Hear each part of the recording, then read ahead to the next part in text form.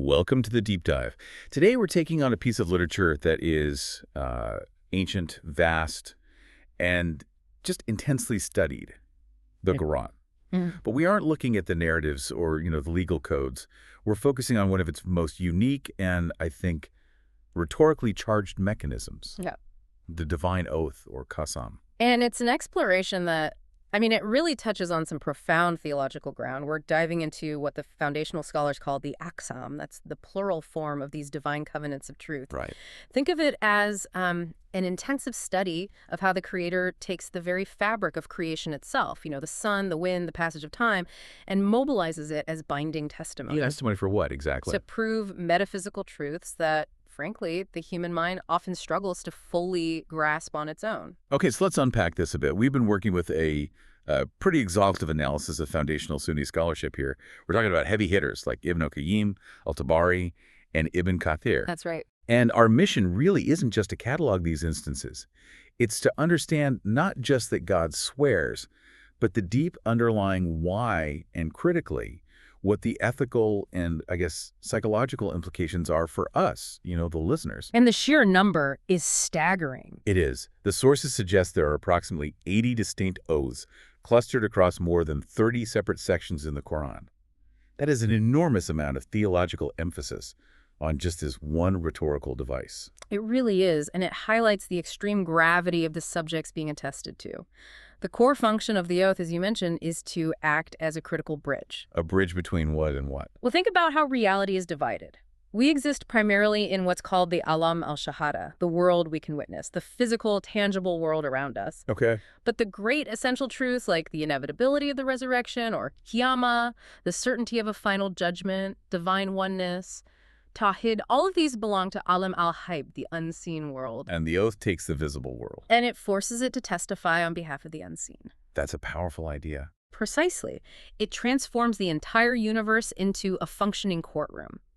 The Creator is the ultimate authority, and objects like the sun, the wind, the fig tree, or even just the passage of night and day are, in essence, standing up as witnesses. Being compelled to testify. They are.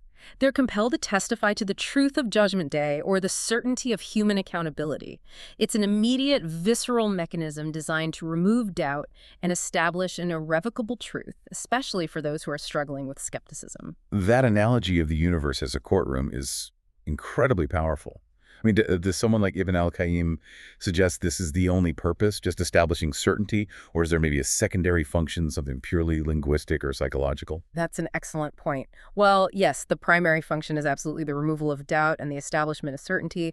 The scholars do acknowledge a powerful secondary psychological function, veneration. Veneration. Yeah. By swearing by something, be it the rising sun or the stillness of the night, Allah is elevating the status of that particular object. It compels the observer, you, the listener, to stop treating these natural phenomena as merely mundane, secular events. They become something more. They become ayat, or signs, whose profound engineering points directly back to the Creator's power and wisdom. The rhetorical power is absolute. It's designed to shake human consciousness out of its intellectual complacency. So if we're going to look at this through the lens of classical Arabic rhetoric and theology, the scholars break down the structure of the oath into 4 essential defined components. We should probably be clear about this structure because understanding these pillars is really key to deciphering the full message. They are very highly defined, yeah. And every oath must contain 3 of the 4, sometimes all 4. The first is non-negotiable, al-Halik, the swearer, who is always Allah. Okay, that makes sense. It establishes the authority. It establishes the authority and the binding nature of the statement. Then you have the linguistic component. The instrument of the oath. That's the second pillar. The adat al-Qasam. This is the particle that introduces the oath, usually a preposition like wa, ba, or ta, which we translate as by. It functions grammatically to link the swearer to the object being sworn by. And now we get to the parts that I think really make these oaths unique to the Quranic text. Yeah. The objects themselves. Indeed. The third pillar is the al-Musambi, which is the object sworn by. The witness. The witness, exactly. This is the physical, tangible entity from creation that is called upon. This could be anything from the smallest, most common fruit, like a fig, to the grandest cosmic bodies, like the moon or the heavens. This component dictates the immediate focus of the listener. And the final, ultimate component, the whole point of the oath. That's the most important for drawing the spiritual conclusion, the al-musammaleh, the subject of the oath. This is the truth being attested to. It is the metaphysical reality that the physical object is providing proof for. So, for example, if the musambi, the object, is the regularity of the stars. Then the musammaleh, the subject, might be the certainty of the resurrection or the objectivity of the revealed truth. It is the core message the oath is driving home. Right, and this is where the scholarship, I think, really starts to provide the analytic framework. Ibn al-Qayyim introduced this concept called munasaba, the coherence principle. Yes. And it suggests that the object sworn by isn't just, a random or a beautiful piece of creation. There is a necessary logical connection, that the physical evidence directly supports the metaphysical claim. That principle of munasaba is, in my view, the single most critical analytical key to unlocking the power of the Aqlam. It really is. It moves the oath from mere assertion to a profound evidence-based reasoning. It's a rationalization, then. It's a rationalization for the theological claim that relies on empirical observation. It's saying, look at this, therefore believe that. Can we look at a couple of specific examples of this coherence? The one that's always mentioned is the revival of the earth. Or maybe we could look at another pairing that demonstrates this principle really clearly. Certainly. Let's start with that classic example you mentioned, because it's so clear. The earth. Allah may swear by the earth being revived by rain. That's the object, the musambi. Right, we see it all the time. The physical event is visible to everyone. Dead, dry, cracked earth suddenly springing to life in greenness when rain falls. This visible cyclical resurrection serves as empirical, undeniable proof for the greatest final revival of dead humans. The subject, the muqawmaleh. The logic is simple, but Yeah. pretty unassailable. It is. Look at this constant small-scale resurrection happening every single year. Why would you then doubt the capacity for the final great resurrection? It grounds the unseen inevitability of the future in the tangible, constant reality of the present. Okay, what's another one? A different kind of connection. Now, for a slightly different kind of connection, consider the oath in Surah Al-Fajr, the dawn, where Allah swears, by the dawn. Well, The dawn is the object. it's a daily, reliable event marking the end of the deepest darkness.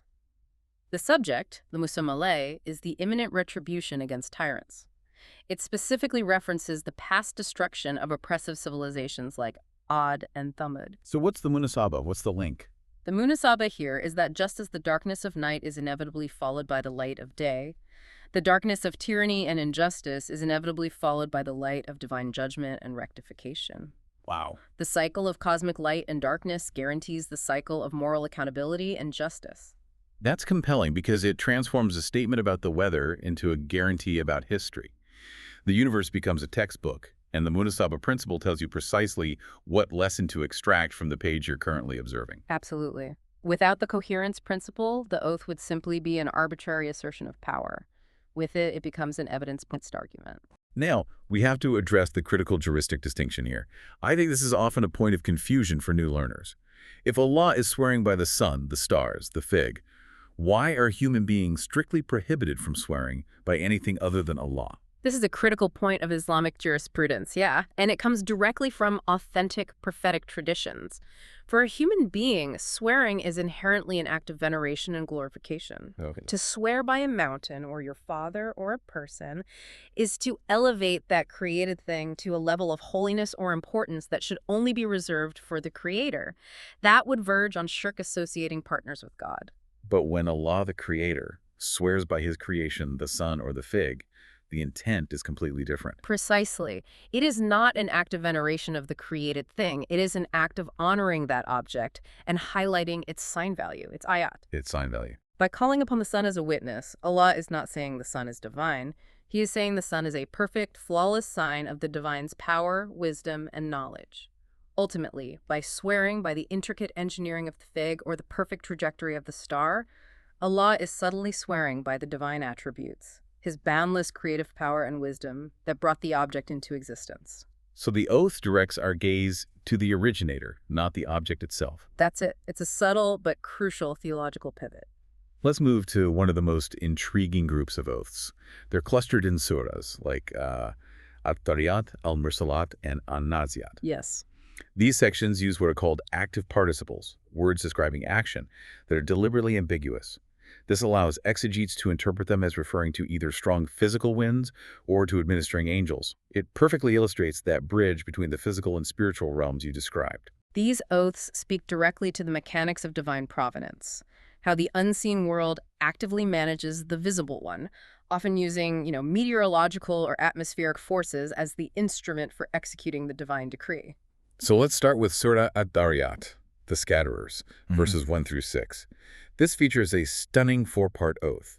Scholars like Al-Tabari and Ibn Kathir, relying heavily on interpretations from early companions like Ali ibn Abi Talib, they detail a sequence that establishes an almost, bureaucratic chain of command in the universe. It truly does. It details a sophisticated, reliable system for governance. The four objects sworn by describe a chain of events involving the movement of air, water, ships, and finally the distribution of sustenance, often interpreted as being administered by the angelic realm. Okay, let's break that sequence down. The first is Dariyat. The scattering winds, or sometimes the angels that disperse dust, or more commonly clouds, they initiate the process. Okay, so they're the scatter. Second, Hamlet. Those carrying a burden. This is pretty much unanimously interpreted as the clouds, heavy and pregnant with water, carrying that vital resource. Right. And third is Jariyat. Those sailing with ease. This is interpreted as the ships, sailing across the vast seas, using the very power of the wind, the Dariyat, and carrying the bounty of the earth and commerce. So you have the winds, the clouds, the ships, and finally the most pivotal one, Mukwasimat. Those who apportion the matter or distribute. This is interpreted as the angels who distribute sustenance or risk to creation and execute other aspects of the divine decree, relying on the rainfall and physical mechanisms established by the previous three. That's not just a beautiful description of a rainstorm. It's an entire ecosystem of administration, sworn to by the Creator. And the subject of this entire four-part oath is the certainty of the recompense of judgment. And this is where that Munasaba principle becomes overwhelmingly strong. The core life lesson is revealed through the logical necessity of the structure. If the Creator has established such a complex, reliable, and intricate system involving atmospheric physics, oceanic navigation, and a dedicated layer of administering angels, merely to provide temporary physical sustenance risk for a few decades on this earth, then how can we possibly doubt the certainty and the structure and the complexity of the system that's been designated for ultimate moral accountability, or DIN? Exactly. The reliable, observable regularity of nature proves the absolute certainty of judgment. If the small, temporary mechanism for sustenance is so dependable, the greater, eternal mechanism for justice must be equally, if not more, certain. This makes the concept of trust in divine providence, or tawakkul, deeply rational.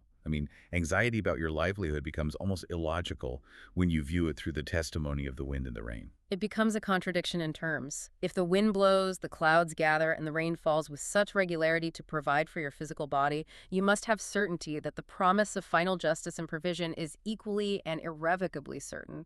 You should worry about your din, your moral standing, not your risk. We see a similar force at work in al-Mursalat, the emissaries.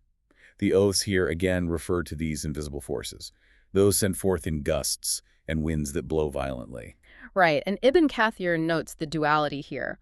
We can see these as purely physical winds that deliver both gentle, life-giving rain and destructive storms, or we can see them as the angels bringing revelation, or wai. But what's fascinating is that the spiritual lesson holds true regardless of which interpretation you take. It does, because the spiritual wind revelation and guidance operates identically to the physical wind. How so? When it's received by a believer, revelation brings mercy, guidance, and spiritual life, just like a gentle rain.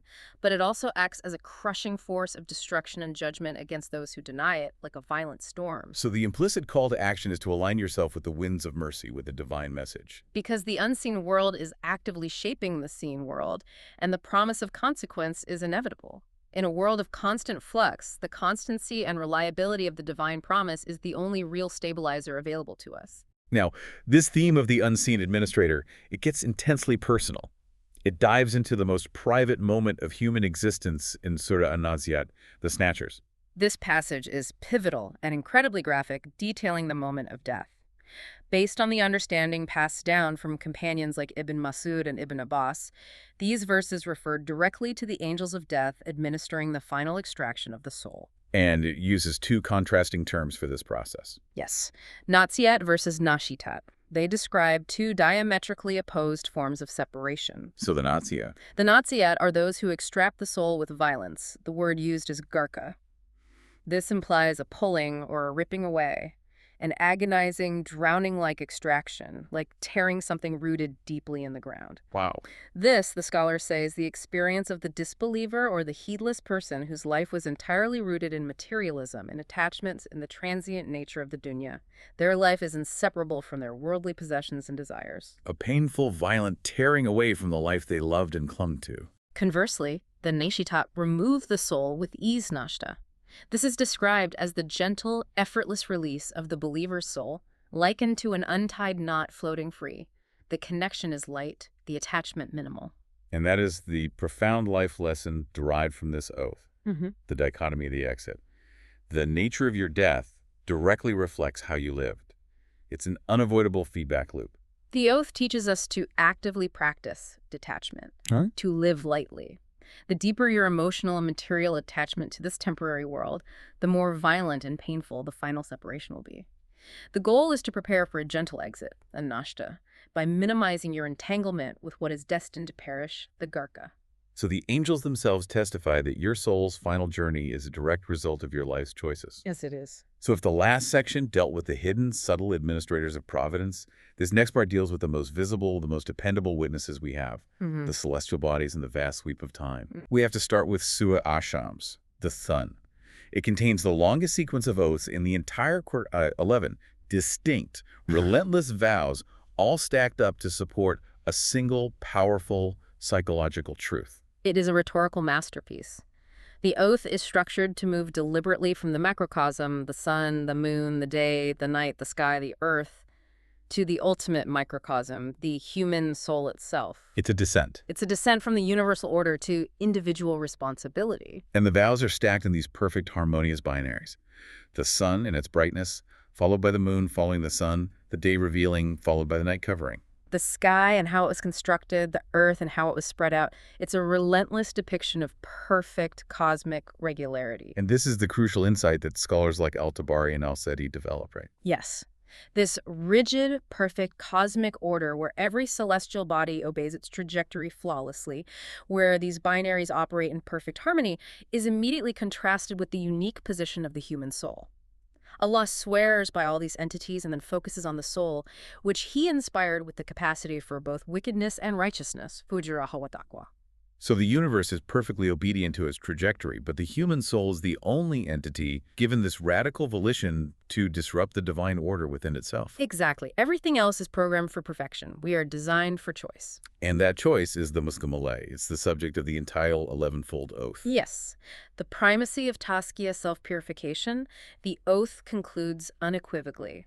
He has succeeded who purifies it, and he has failed who instills it with corruption. The logic is so powerful. The entire universe testifies to the importance of order. If you neglect the purification of your soul, you become the only disordered, corrupting element in a perfectly ordered universe. The sun and moon aren't testifying to the need for a better economy or a better political system. They are testifying that success is defined entirely by what you choose to do to your internal self. It is the ultimate spiritual aha moment, isn't it? Shifting the focus of human responsibility completely inward. It is. And the sheer volume of the Oath 11's separate vows underscores that Tazkiyah is the highest priority. It is the primary purpose for which we were created and given choice. If you want to harmonize with the cosmos, purify your soul. Moving from the broad sun to the individual piercing point of light, we have Surah At-Tariq, the nightcomber. The object sworn by is An-Najm At-Taqi, the piercing star. And the specific focus on piercing the darkness, as Ibn Kathir elaborates, it highlights how the star's light is not stopped by the overwhelming vast darkness of space. It penetrates it. And the subject of this oath is just as penetrating. There is no soul but that it has over it a protector watcher. This is the ultimate lesson in Muraqabah, or the constant mindfulness of God.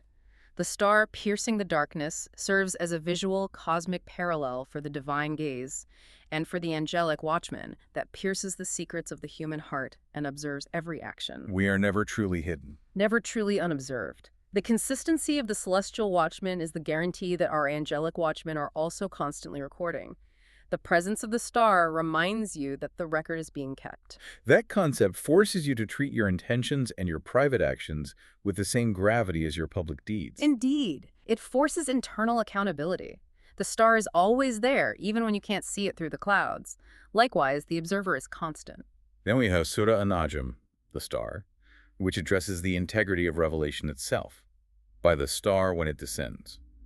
This is a crucial defense of prophecy. Al-Tabari's interpretation provides a very strong theological anchor here. He establishes a parallel between the descent of the star, Hawa, its setting or its trajectory, and the descent of revelation, Wawai. So the star is a natural marker of fixed celestial movement, of reliability and objective path. Right. And the oath is immediately defending the prophet's integrity, assuring the community, your companion has not strayed, nor has he erred, nor does he speak from mere desire. So the life lesson here is about objective truth in an age of confusion. Exactly.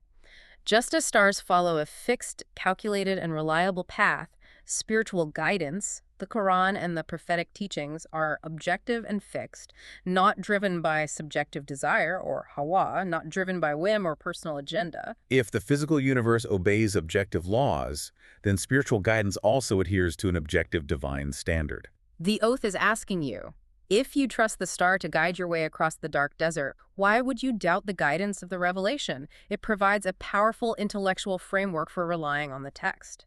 The sources are not subjective, they are mathematically fixed, like the orbits of the planets. We need to ground this exploration back in the physical world now, moving from the vastness of the cosmos to sacred geography and the temporal limits of the human condition. Yeah. Surah at 10, the fig, starts with 4 objects that are widely interpreted by scholars as metonyms for the history and geography of prophecy. This is one of the most eloquent examples of how physical locations are invested with spiritual meaning. The 4 objects are tied directly to the great arch-prophets, the Ulul Azam. Okay, so let's list them.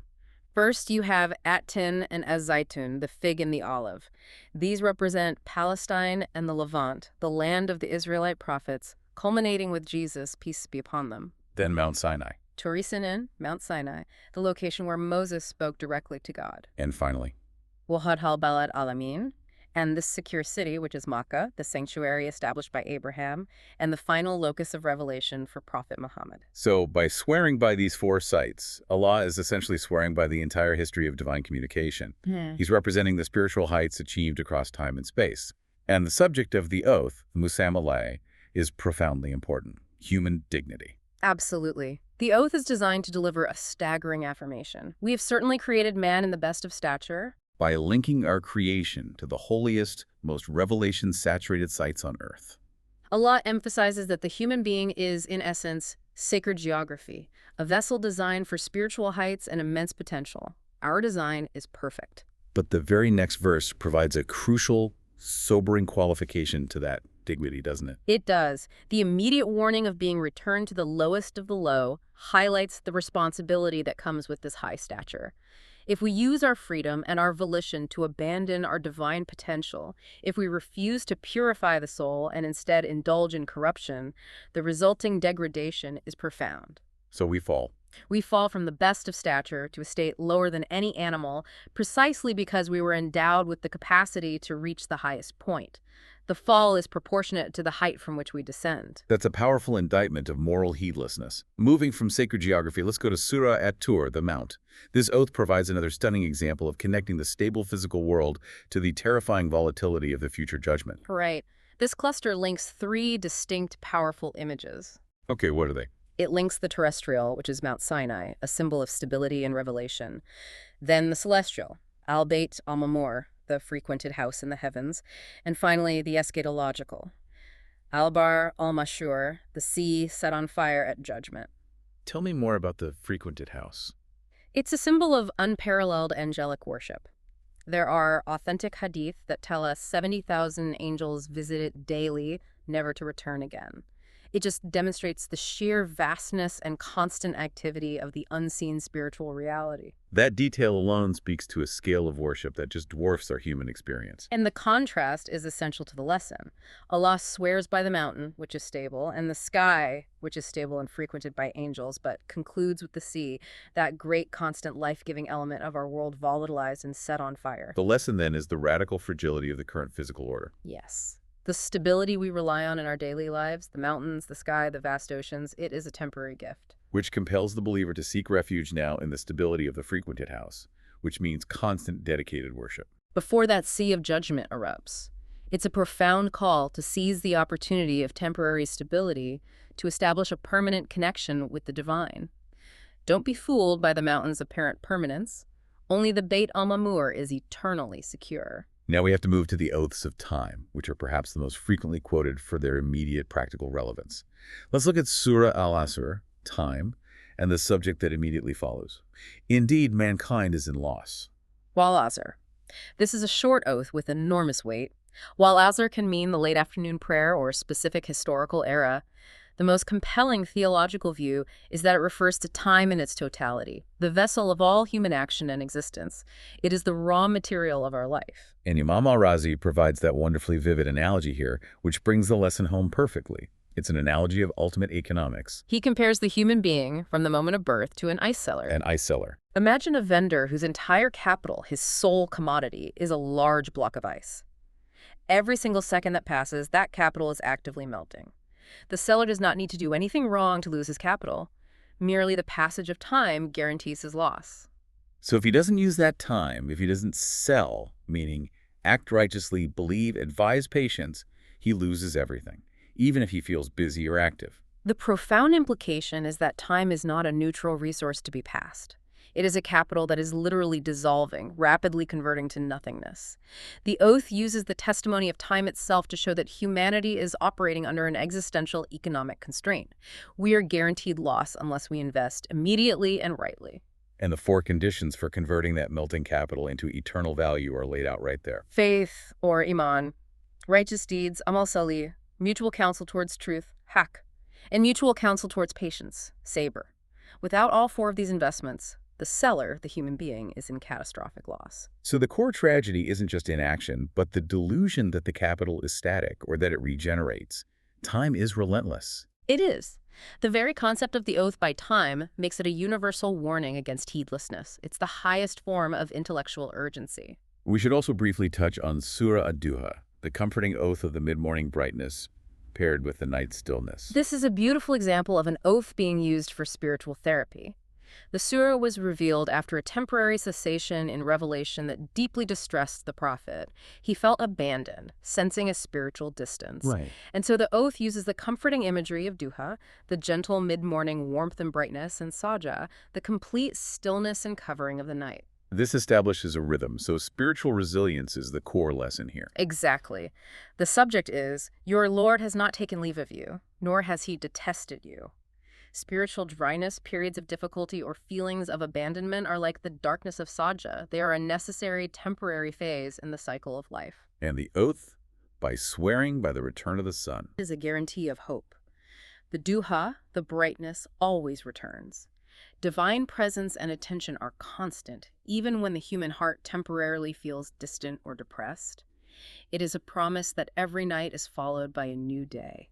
We've saved one of the most complex rhetorical devices for last, the mystery of la usimu. Yes. This phrase literally translates as, I do not swear, yet it is clearly used in contexts where an oath is being initiated, like in Surahs Al-Qiyamah and Al-Balad. This linguistic puzzle, it really demands some deep scholarly unpacking. It's a fascinating area of classical Arabic rhetoric where syntax often overrides literal translation. Sunni exegetes offer 3 primary interpretations for this construction, and understanding the nuance of each completely changes the theological force of the passage. Okay, let's dedicate some time to defining those 3 interpretations clearly for the listener. What is the first and maybe most popular interpretation? The first and most popular among classical linguists and scholars like al-Zajjaj is that it's an emphatic oath.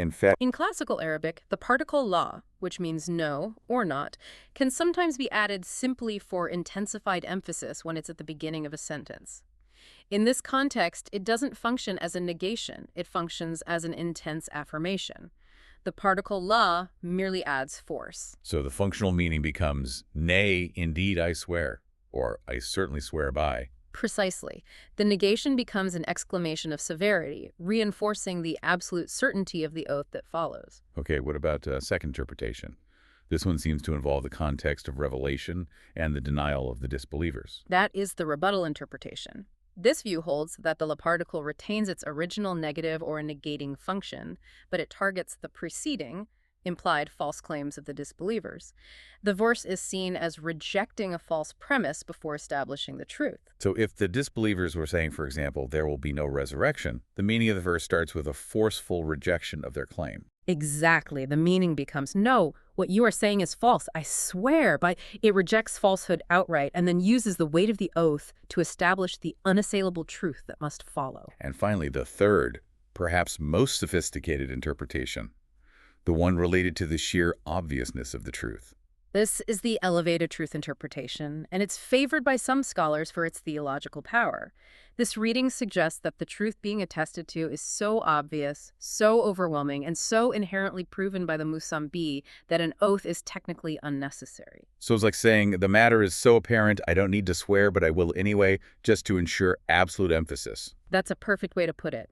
And all three interpretations, despite their linguistic difference, serve the same end, signaling an extreme level of gravity and guaranteeing the truth of the subject that follows. This complex construction is used so powerfully in Surah Al-Qiyamah, the Resurrection, where it couples the cosmic judgment with a profound internal human experience. I do not swear by the day of resurrection, and I do not swear by the self-reproaching soul. Al-Nafs al-Lawwama. This pairing is perhaps the greatest masterpiece of internal munasaba. The nafs al-lawwama is the self-reproaching soul. It's our conscience, the internal mechanism that automatically criticizes us for our shortcomings, our sins, our negligence. This is our innate internal judge.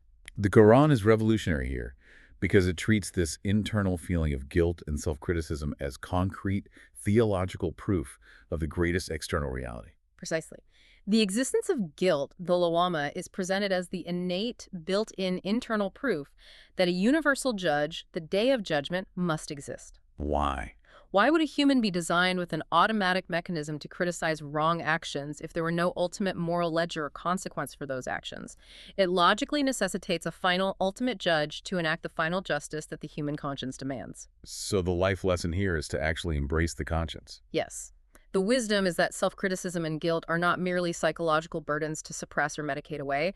They are fundamentally a sign of spiritual health and life. They are your internal compass pointing relentlessly to the truth of the hereafter. So to suppress your naft al-lawama Is to suppress the single greatest internal witness to the certainty of Judgment Day. It reframes guilt as a theological validator, a sign that the system is functioning correctly. Moving on to Surah al-Balad, the city, we find another la'usimu oath that grounds the entire human experience in struggle. It begins, I do not swear by this city Makkah, a place that was itself defined by historical struggle and hardship for the early believers. And the subject is immediate. We have certainly created man into hardship, or kabad. Kabad. That implies intense labor, strain, and endurance, right? It's not just inconvenience, it's an engineered state of being. The life lesson derived from this is critical. Humanity is engineered for endurance. Ease is not the objective of this life, and seeking pure comfort contradicts the oath sworn by the sacred city of struggle. So we are built for this. We are biologically, psychologically, and spiritually engineered for this struggle. The goal is not to eliminate struggle, but to direct it towards what the Quran calls the steep path, al-aqaba, the difficult path of charity, of freeing slaves of righteousness, rather than wasting that inherent energy on futile worldly accumulation and ease. So the struggle itself is guaranteed. The only variable is the direction in which we channel that energy. Exactly. The oath is a psychological preparation for life. If you expect ease, you will be disappointed and morally passive. If you accept the kabad, you can direct your guaranteed struggle towards eternal success. We also briefly noted that Allah swears by the revelation itself in surahs like Yasin and Kaf, by the wise Quran, by the glorious Quran. Yes, and by swearing by the Quran to immediately attest to the Prophet's mission and message, Allah establishes the text as the ultimate standard and the ultimate witness. When the Quran is called al-Hakim, wise or full of wisdom, It implies it is an active agent that judges, guides, and establishes law and order for human life. The lesson there seems paramount. It is. Our intellect and our society must be judged by the objective wisdom of the Quran, not the other way around. It is the objective standard we are sworn to uphold, guaranteed by the Creator himself. Finally, let's just revisit the powerful oath of the charging war horses in Surah Al-Adiyat, swearing by the chargers panting and the strikers of fire with their hooves. That powerful dynamic image of horses charging into battle, intensely loyal and dedicated to their rider, is juxtaposed with the subject.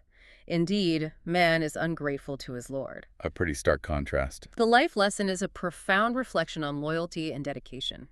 The horse, a creature of instinct, shows unparalleled loyalty and dedication to its master, even in the face of death in the heat of battle. Man, who has far greater intellect, volition, and potential for goodness, often fails in that primary loyalty to his creator. The oath uses the dedication of the animal to shame the ingratitude of the human. It sets a benchmark of fidelity that even animals can achieve, yet humans often miss. So as we wrap this up, what we've synthesized across this exhaustive analysis of approximately 80 distinct oaths, which are clustered overwhelmingly in the early Makken period, Is a unified, relentless theological argument.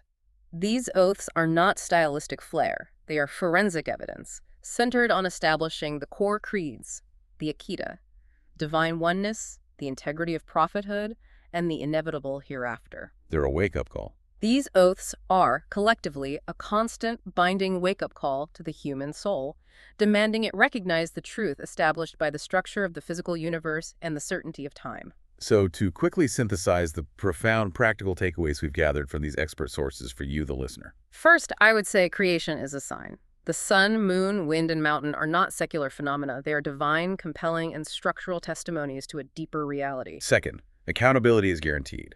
The moral regularity of the hereafter is established and certain, just like the physical regularity of the tides, the orbits, and the seasons. The system for din is as reliable as the system for rizki. Third, time is melting capital. As proven in Surah Al-Asr, we must invest our existence in those four conditions of success: faith, deeds, truth, and patience, before that capital dissolves entirely. And fourth, the internal compass validates external truth. The existence of the self-reproaching soul, the lawama, proves the necessity of the day of judgment, underscoring the vital importance of self-purification, or tazkiyah. The final verdict of the divine oath points relentlessly to the horizon, to history, and most crucially, to the inner self. It is a demand that you witness the truth now, because the witnesses are testifying right in front of you. Which brings us to our final provocative thought for you to mull on as you navigate the coming days. The Creator swears by aspects of your daily routine, the cycle of day and night, the inevitability of the rain, the conscience that troubles you, to serve as compelling, irrevocable testimony. What aspect of your life, which of these divine witnesses are you currently observing as a mundane, secular event when the divine intends it to be absolute, structural proof of the ultimate reality? What will you look for tomorrow? That is where the real deep dive begins for the soul. We'll see you next time.